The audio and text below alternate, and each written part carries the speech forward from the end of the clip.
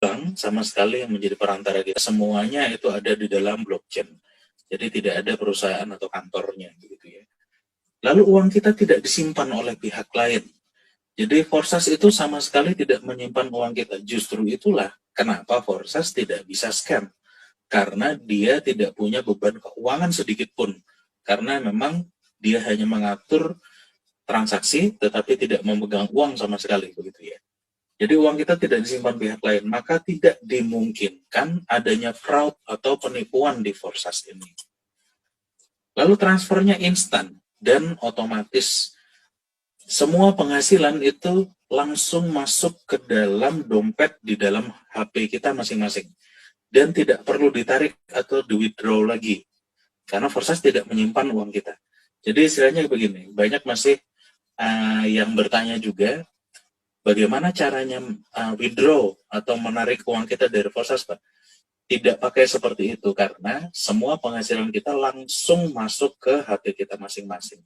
Jadi istilahnya begini, kalau misalnya kita punya uang di bank, pada saat uang itu ada di bank, maka kita menitipkan uang itu dan kita tidak memegangnya. Jadi pada saat kita titipkan, uang itu bukan uang kita, misalnya begitu ya.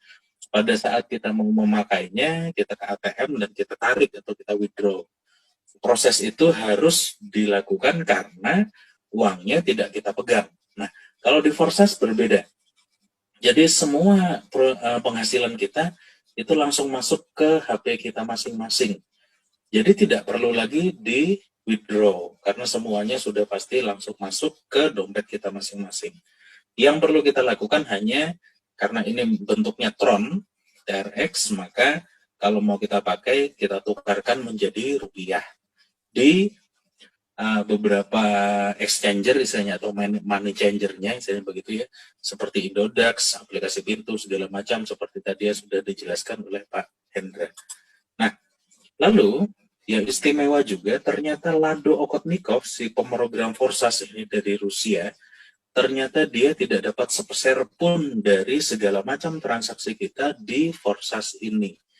Jadi dia memang menciptakan Forsas ini agar bisa digunakan oleh siapapun secara bebas dan menguntungkan semua orang yang mau menggunakannya.